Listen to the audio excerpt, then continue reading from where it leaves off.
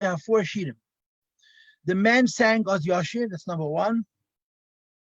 The women sang the song of the women is considered the second song. The third song is called Shir HaBe'er, the song of the well of the Be'er, which the Jewish people sang after the story of Nachal Arnon. There's a very weird little detail about that story. Hashem's name isn't mentioned. Oz Yoshir Yisrael as Ashir as Leisad Shir Azais Ali Be'er Enu Law Be'er Chafaru Asadam Karu and Divi B'Mishanis whatever Matanim and Achal Khalil Bombeis Hagai Shebes Day Mayav Asher something Be'er V'Nishkaf Apnei HaYishimin. Hashem's name isn't mentioned and Moshe's name isn't mentioned. So the Chazal say, Rashi says, how could the Yidden sing a song to HaKadosh Baruch Hu and not mention HaKadosh Baruch Hu's name? And the answer is because they couldn't mention Moshe Rabbeinu's name. Why could they not mention Moshe Rabbeinu's name? Because Moshe Rabbeinu was punished because of the well. Moshe Rabbeinu lost the right to go into Eretz Yisrael because he hit the rock rather than speak to the rock. And since Moshe Rabbeinu lost his right to go into Eretz Yisrael by hitting to the rock rather than speaking to the rock, they didn't want to mention Moshe's name when they said the Shir HaBe'er because it would be an embarrassment to Moshe Rabbeinu. So the Yidden said, if they're not going to mention the Talmud, they're not going to mention the Rav. If they're not going to mention the name of Moshe Rabbeinu, they're not going to mention the name of Hashem. So you have a song of thanks to HaKadosh Baruch Hu, neither Moshe Rabbeinu nor the Eibishter are mentioned. And then the fourth shir in the Chumash is called Ha'azinu Hashamayim Ba'adaveh. That's the fourth song. The Medrash says that historically the Jewish people have 10 songs. 1, 2, 3, 4, 5, 6, 9, 10. The 10th of those songs is going to be when Mashiach comes.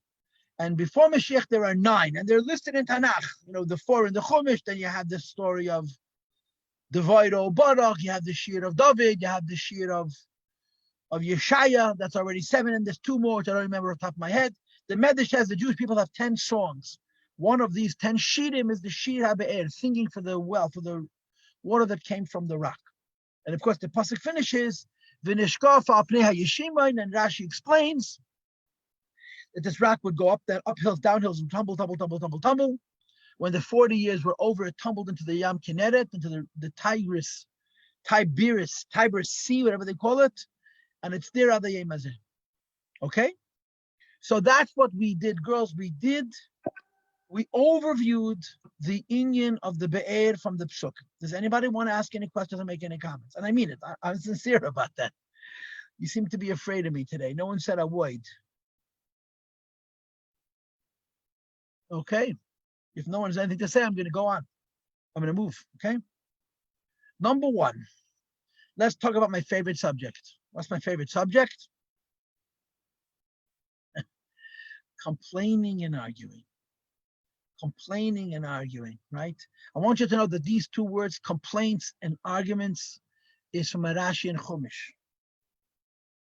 You know the story of Ki'ish Echad B'Leiv Echad? Remember that story? Ki'ish Echad B'Leiv Echad? Somebody has to nod for that, yes?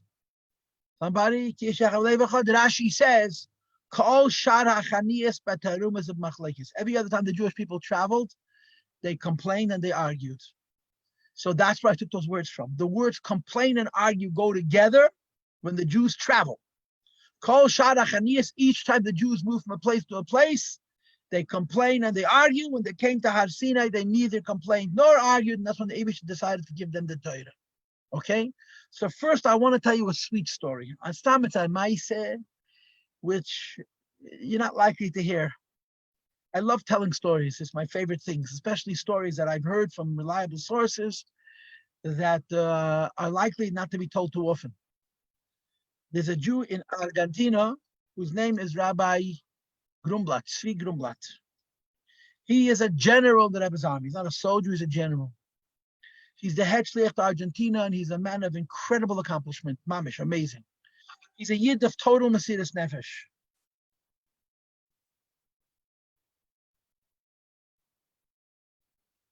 He's a yid of total self-sacrifice, total Mesiras Nefesh. Hold on a second.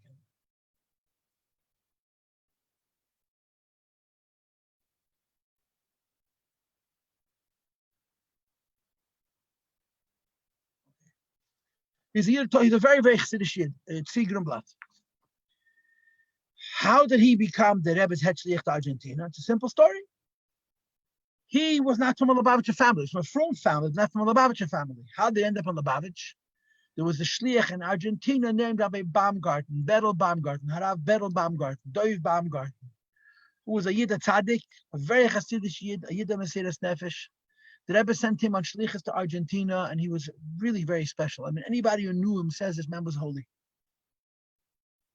Berel Baumgarten died in March of 1978 suddenly. He was a young man. He just died. I don't know if he was 60. He was a young man when he passed away. Maybe not even, he was quite young. Maybe not even 50, I don't know. Berel Baumgarten passed away. Tzvi Grumblat was a Bacher in 770, was a very Chassidish Bacher. His whole life was Rebbe, Maimorim, Sichos, Chassidus. He's a good head. He learned daven.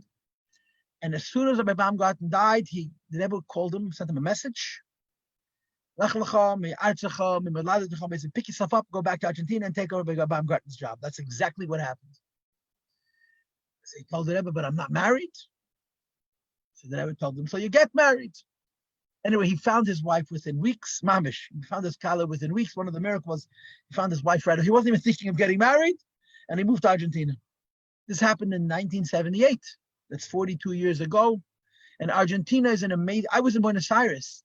In the city of Buenos Aires, the city, I think that's 23 Chabad houses. The city of Buenos Aires, a city, not a state, not a country, a city. You had 2 Chabad houses in one city in Brooklyn, they'd be killing each other. In one city, it's incredibly successful. He's a very special Jew, really. So he told me a ma'aseh that happened with the Rebbe and Rabbi Baumgarten, his boss. He was his boss, his predecessor. Rabbi Baumgarten was a very big Makush. He was very close to the Rebbe. He loved the Rebbe very, very much. And he lived in New York, and he would travel all over the world for the Rebbe. He was one of those roving rabbis. He traveled all over the world on behalf of the Rebbe. And then in 1963, the Rebbe said, okay, no more traveling, move to Argentina and stay. So he moved to Argentina, he opened up an outpost of Chabad, and he was there for about 15 years until his passing. And he was very poor. He was pashut broke. He was unbelievably poor. How poor was he? That he could not afford to buy meat or chicken. He would buy bones, and he would cook it. That's what he ate. He was incredibly poor. Very, very poor. Anyway, he was by the Rebbe in New York. He came to visit. And I don't know if you know Hasidim. There's different styles of Hasidim. Some Hasidim never complain to the Rebbe. And some Hasidim complain about everything. Berel Baumgarten was one of those Jews. The rumor was he wrote to the Rebbe a letter every day. Every day he reported to the Rebbe what happened that day. Imagine. And if you missed a day, the Rebbe said, what happened to your letter? He wrote to the Rebbe every single day. By the way, if you write to the Rebbe every single day, you'll never do an Aveda in your life. He wrote to the Rebbe every day. Everything was going on in his life, the Rebbe knew. Anyway, he came to the Rebbe, and in his tetzel, he didn't want to stay. He wanted to come back. He wanted to be near the Rebbe. It wasn't like he minded being a shlichus. Just the idea of being so far away from the Rebbe was very hard for him. And then he said to the Rebbe, I have no food. So he was in Yechidus, he was in the Rebbe's room. And in his note, he wrote how hard it is for him. And again, the way I understand it, he wrote that it's hard for him because he has no parnasa. But it's also hard for him that he's very alone and he's very far away, he wants to be near the Rebbe, and so on. The Rebbe read his note. I'm telling you the story as I heard it from his disciple, Rabbi Tzvi Grumblat Shlita. So Gesundheit. And the Rebbe was holding a pencil. The Rebbe used to use a pencil, not a pen. The Rebbe threw the pencil down on the table. And he said in English, no more complaints. No more complaining. Du wirst zurückfahren. You're going to go back to Argentina. Und du wirst zurückfahren bis Simcha betuv levav. You're going to go back to Argentina happily. Und nicht, weil ich heiß dir zurückfahren bis Simcha betuv levav, nor weil du first zurück bis Simcha betuv levav. Which means, the Rebbe said, you're going to go back. And you're going to go back happy. And you're not going to go back happy because I'm telling you to go back and I'm telling you to go back happy, but because you're going to go back happy.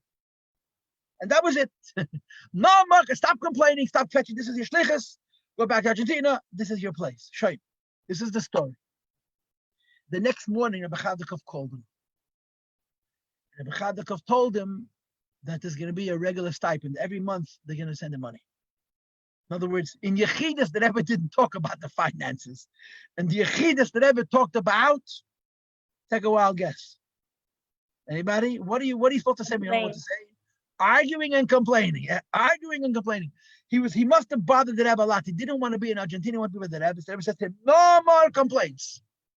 Du wirst zurückfahren, besimcha v'tuv levav, und nicht, weil ich heiße dir zurückfahren, besimcha v'tuv levav, nor weil du fährst zurück, besimcha v'tuv levav. You're going to go back joyously and happily because that's what you're doing. And then the next day, the financial Rabbi Chadakov, they sent him, the Rebbe sent him money every chodesh. He didn't know how to raise money. I mean, people, you go on shlichus to raise money to support yourself. He had a hard time with that. The Rebbe used to send him money maybe chodesh. His own about 8 and 8, so he should have his own hanasa to keep his neshama and goof together. This is a story about complaints. Now, since I told you one story about a complaint, the story is going to complain that the story is lonely. Stories get lonely also, no? So I'll tell you a second story so that the first story shouldn't be lonely. What's the second story? Girls, this is a true story. My father heard it from him.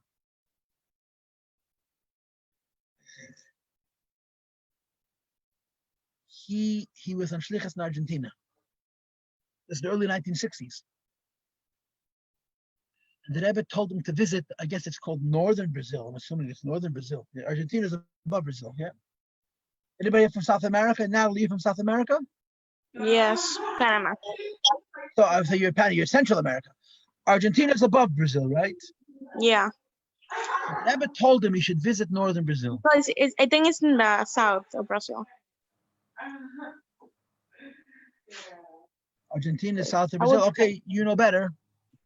So then he had to visit south of Brazil. Wherever Argentina and Brazil meet. To go from the country from Argentina to Brazil, you had to go by ferry. There was no road. So you had to go by boat, by ferry. Now, he had been very lonely. He loved the Rebbe. He wanted to be in 770 very much. And he had written the Rebbe a letter asking the Rebbe that in the Farbrengen of Yud Beis Tammuz, the Rebbe should think about him. The Rebbe made a Farbrengen Yud Beis Tammuz. He wrote the Rebbe a letter asking that the Farbrengen of Yud Beis Tammuz, the Rebbe should think about him. The Rebbe should think about him. Right? He goes on this. He got a message from the Rebbe to go to Brazil from Argentina. So he was on this ferry with his car. He was sitting in the car, and the ferry hit a boat. And his car rolled off the ferry into the water. That's the Maisa. This car rolled off the ferry into the water. Now, it's near a falls. In northern Brazil, there's apparently kind of a falls. Northern Argentina, kind of a falls. Like a waterfall. It's a very dangerous place. And people who go down in that water, nobody comes up alive. He didn't know how to swim. He didn't know how to swim. A kid said, his car sinks to the bottom. And a hand opens the door. A hand opens the door. And he comes out of this car and he floats to the surface. He didn't know how to swim. And he stayed alive. This story happened during the Farbrengen. In the middle of the Farbrengen, Yud Beis Tammuz, the Rebbe suddenly turns, he had a brother who lived in Kranite, whose name was Harav Mendel Baumgarten. The Rebbe turns to his brother and says, Mendel Baumgarten, say l'chaim for your brother Bettel. So Mendel Baumgarten said l'chaim for his brother Bettel. Anyway, the next time Bettel Baumgarten came to New York, he told the Rebbe the story, that his car went off the boat, and a hand opened the door, and he didn't know how to swim. He floated to the surface, and he stayed alive. So the Rebbe says, "No, did I think about you by the Farbrengen?" Did I think about you by the Farbrengen? This is the story. So now the two stories about Hashem are not long. Let's go back to the complaints and the arguments. Kinderlach girls, you have to understand. Every story in the Torah is a historic event that happened. But every story in the Torah is Torah. Torah means, like I explained to you in my introduction today, it tells the story of the world through God's eyes, what the Eibishter wants from the world. The kavanas, the reason for the world. And it's also Torah Lashon Hera. I forgot to mention this before. Every thought in Torah is a lesson in Avodas Hashem. Torah is Milasha, teaches lessons in Avodas Hashem. And one of the stories that dominates the Chumash is travels, right? Avraham is traveling, Yankov is traveling, the Yidna traveling. The whole Chumash is full of travels, moving from place to place to place, 42 journeys, right? So the Rebbe says in a Sichos, why are the travels of the Jews so dominant in the story of the Chumash? Why does Torah waste so much time telling us of the travels? In Parshas Maseh, there's an entire section that simply enumerates all the places that the Jewish people stopped and started. So the Rebbe answers because every journey was also spiritual. Every time the Jews went from a place to a place, they had to grow. Here's the problem, girls. I tell this to you always. The Eibishter has a higher opinion, a higher expectation of us than we'll ever have. So if Hashem gives you a job and you say to yourself, okay, I need 2 weeks to do it, Hashem gives you 72 hours.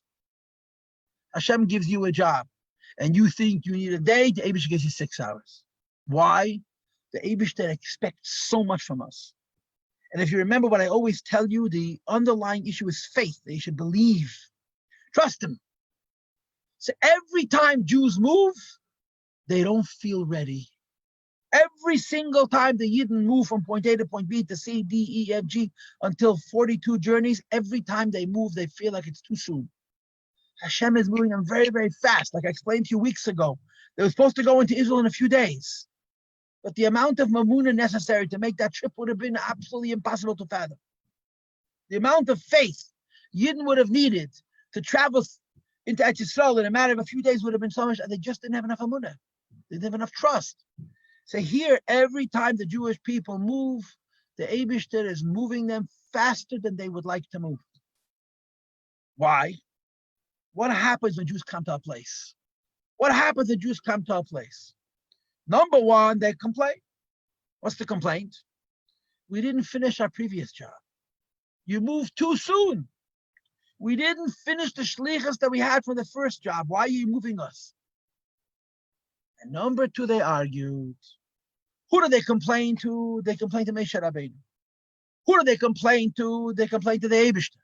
And what was the complaint? To the Beinei Shaleilim, he gave me a task to work on myself, to work on the Torah, to work on the world, and I didn't finish it. Why are you moving me to the next location? Why are you moving me to the next shlichus? Why are you moving me to the next step? And of course, the Eibishter's answer is, I gave you enough time. And the Yidden say, no, you didn't. That's the complaint to the Eibishter. And then there's an argument. What's the argument? Huh? The Jews move from point A to point B. So the Reuven turns to Shimon and says, what do you think the message is, huh? What's the message? What's God trying to say? What is the meaning of this trip? So Reuven says, the meaning of this trip is that from now on, we should all look at each other with a good eye. And Shimon says, no. It's not about the eyes. Hashem wants to look at each other with good ears. And Levi says Hashem wants us to use the right nostril rather than the left nostril, whatever that means. So the Jews argue. That's the meaning of complaints and arguments. I wasn't joking. I wasn't being sarcastic. It's a Rashi in Chumash. Kol ha'chaniyes b'terumas ha'machlekes. Every time the Jews travel, they complain to their superiors and they argue with their contemporaries. They complain to Hashem, Rebbeinu Shaleilim, we're not ready. And the Eibishter says it's time. And the Yidden say we're not ready. And the Eibishter says it's time. So they move, they listen. The cloud goes up, you got to follow. But then they argue, what does it mean?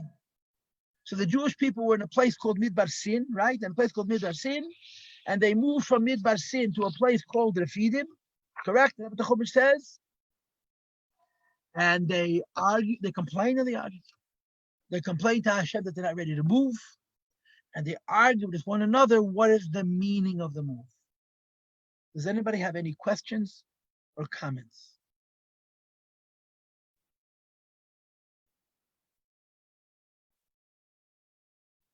Are you guys there today? I feel like no one's here. You guys here? You in?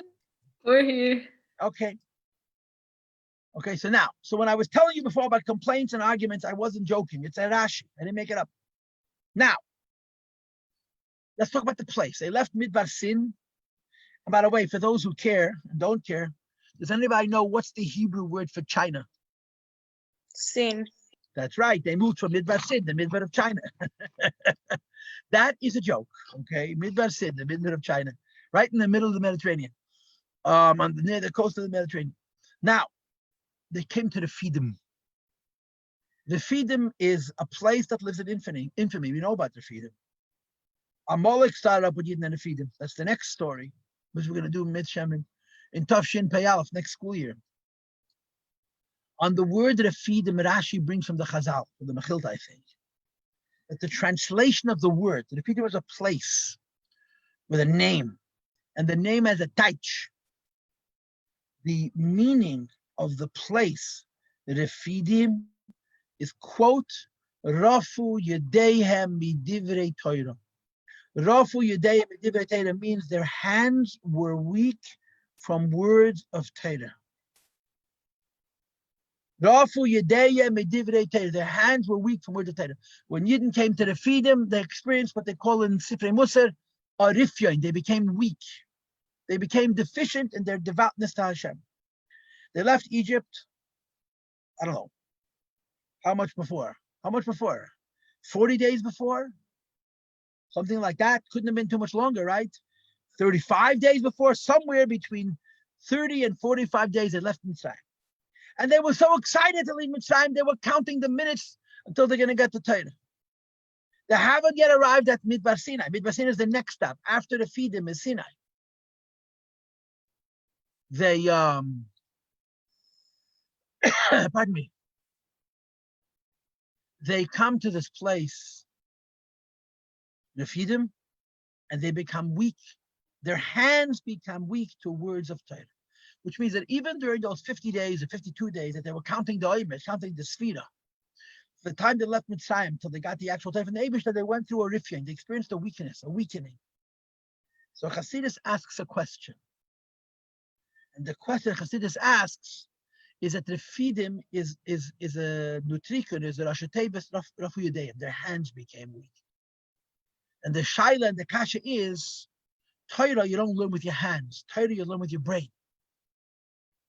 So why is the Fidim Rafu Yudeim Midivrei Torah? It should be Rafu Rosheihem Midivrei Torah. Rafu Sichleihem Midivrei Torah. Torah you learn.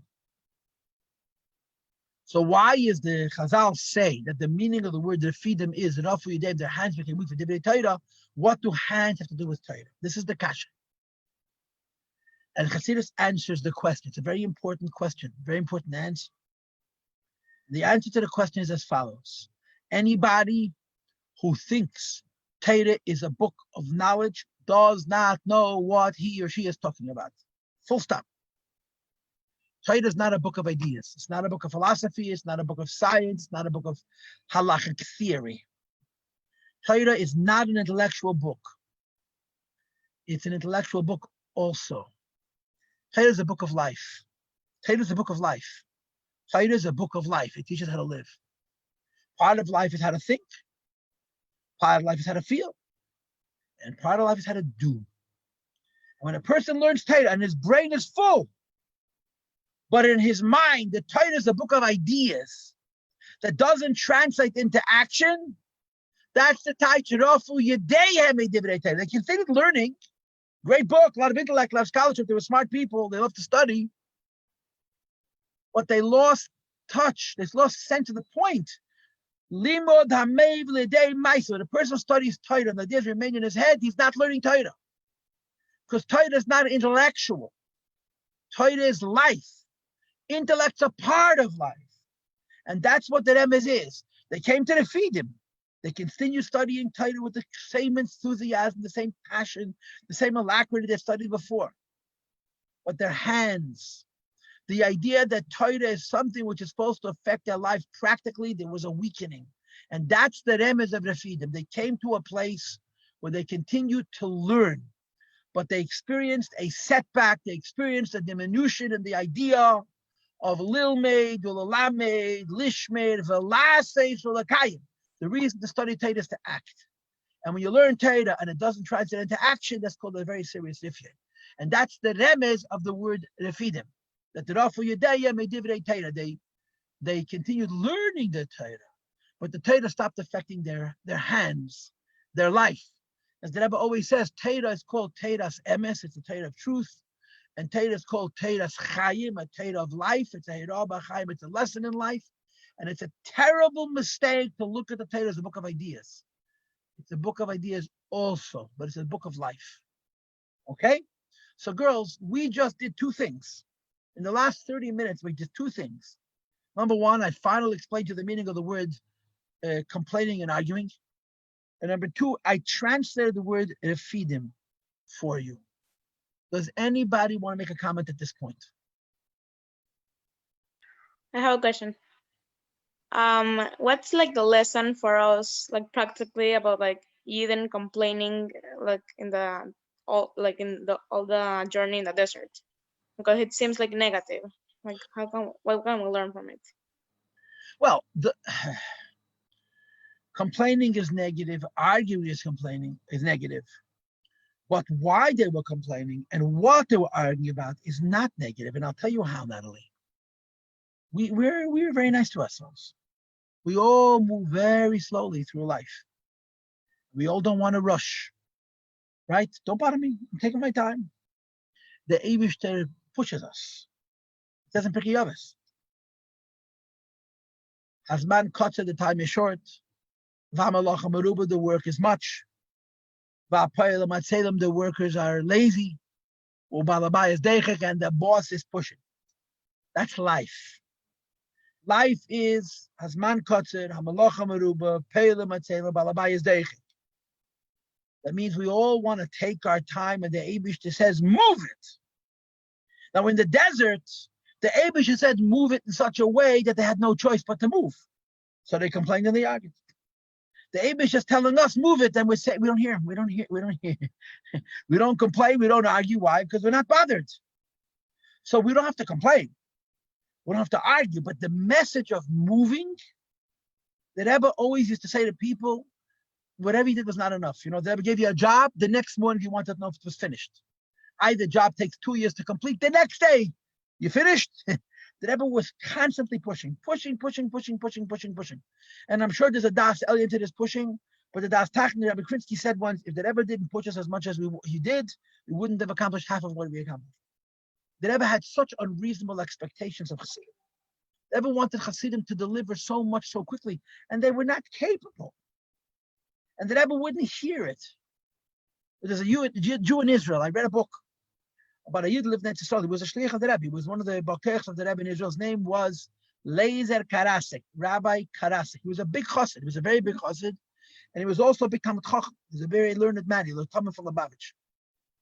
Leizer Karasik used to get letters from the Rebbe once or twice a week. Scathing letters. The Rebbe was so upset about everything. This is wrong, and this is wrong, and this he didn't do, and this he didn't do enough. He was the Rebbe's representative in Israel. So all the Rebbe's complaints about everything in Israel, about the yeshiva, and about the Beis Rivka, and about a tzach, and about Aguch, and about Beis Medrash, what was it called? Beis Sefer L'Mlacha. Any organization in Israel that actually he got the complaints. And the Rebbe's complaints were so severe. Most of those letters are not printed. I've seen a few. And the Rebbe once wrote to Avram Parish that you're making me into a Jew who always sounds angry.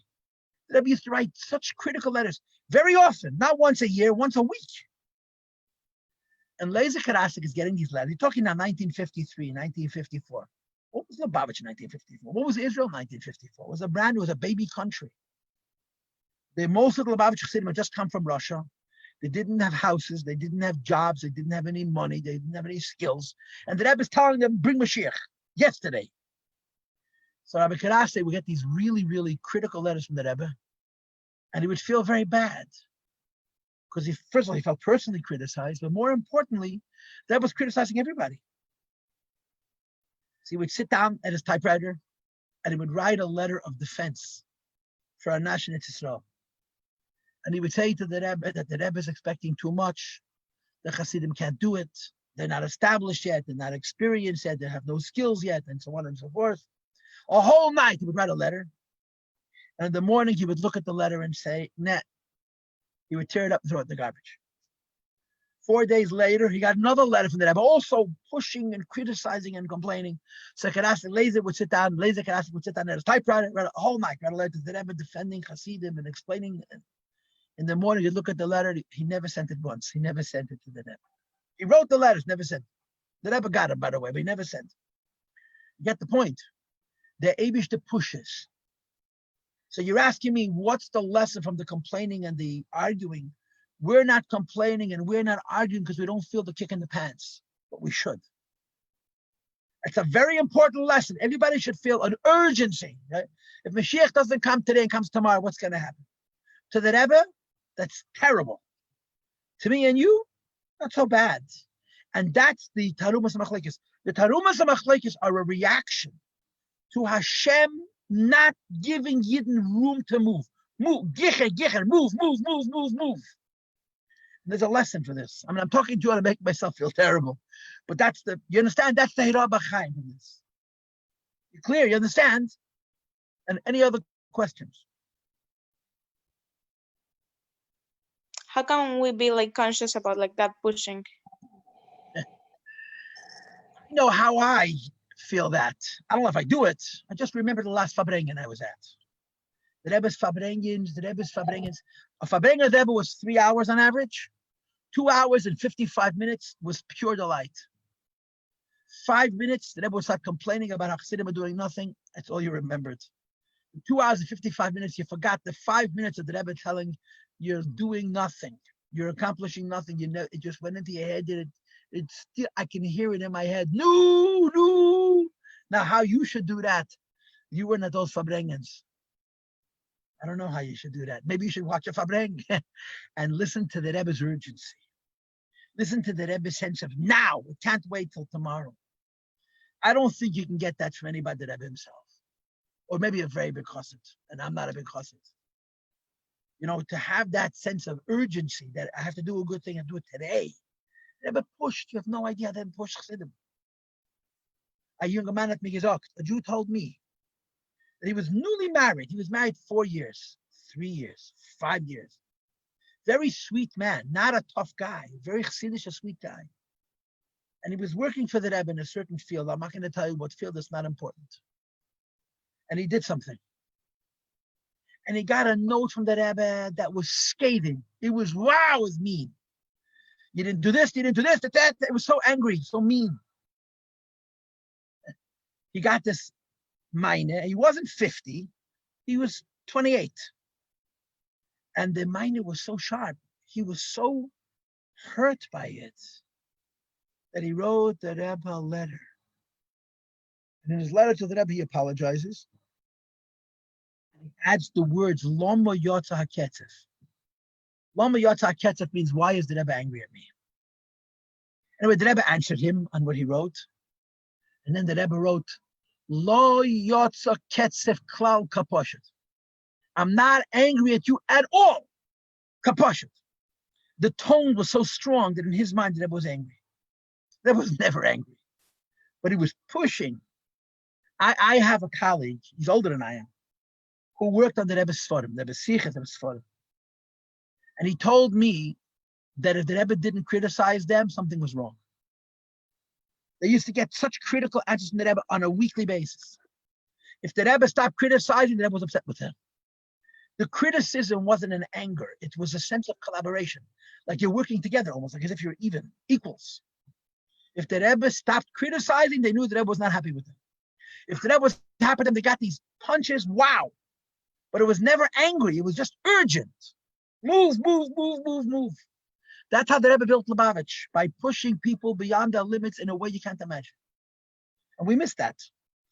All Lubavitch Chassidim today, beginning with myself, are all take your time, sleep, eat, relax. The Rebbe pushed us like you have no idea. In the midbar, the Eibishter himself was pushing. The cloud went up, you got to move. There's something to talk about. So there was Terumas HaMachlekes. So when I ask you next week, what did the Jewish people do? When you say to me, they complained and they argued, now you understand why. They complained to the Eibishter that they're moving too fast, spiritually. And they argued with one another, what is the message of this move? Did you understand? Yeah? Any other questions or comments? Any other Rabbi, questions? you told me to remind you when coronavirus is over. It's not really, I guess, to remind you about what you think it's all about. A big miracle. Yes. Okay, I'm not so sure it's true anymore, but I'm not ready to tell you yet.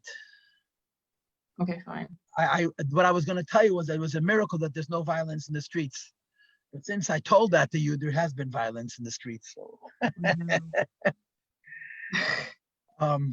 you know what it means that people are out of work for 4 months? There's people who don't have food. Russia don't have food. I don't believe for 1 second that the uprising of the African Americans is because of this boy who was killed. They're Russia hungry. A lot of these people have jobs that give them food for a week, and they don't have their jobs. That's how I see it. And I'm not in favor of looting and destroying property and hurting people. But I think that this is why it happened. And what I was gonna say is that one of the great miracles in America is there hasn't been rioting, and then lo and behold, there was rioting. So there. The greatest miracle of this whole corona is that the Abishta spared the children. I told it to you already. Historically, whenever there's a plague, the children suffer the most. Know what would have happened to Crown Heights? It would affect kids. In your worst nightmare, you can't think. Hashem protected the kids. It's such a mess. Every pandemic takes the young and the old, except this one. It took the best. Crown Heights lost some very important people, but the children were spared. It's a nes sha'ein kamoisa. You have no. It's a miracle. It's a miracle. Mamish. It's a messianic thing. That miracle I told you about, right? But the thing that I said I wanted to tell you later, it's no longer entirely true. Although I still believe that it could have been a lot worse. But I was going to say that the fact that there's no rioting in the streets is a big mess, and boom, there was the rioting. So sorry, reality ruined my fantasy. I'm sorry, it just didn't work. It happens sometimes. It's like that. Okay, does anybody else make any comments or ask any questions? I have a question, another one. After that, Like, this view of like pushing and like we are not achieving anything or whatever, it's not kind of like a mindset of Musar or something. Yeah, I don't know how that works. I don't know how that works. You know, the Rebbe could write you a letter. If letters need just Kaddish. When the Rebbe used to write letters in those days, there would be points. A, B, C, D, E, F, G, H, I, J, K, Elemento, and then P, you know. Elemento is the name of a flower. Like Dawn's-early. Yeah, Dawn's-early and Elemento, the name of flowers.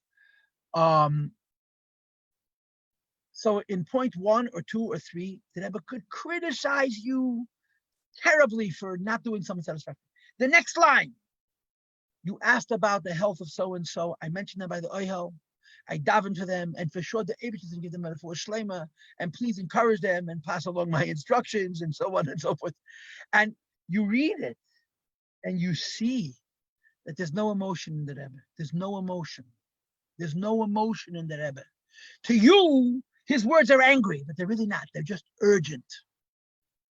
And this was the problem. When you got such letters from the Rebbe, you felt that the Rebbe's tearing you to pieces. And he wasn't.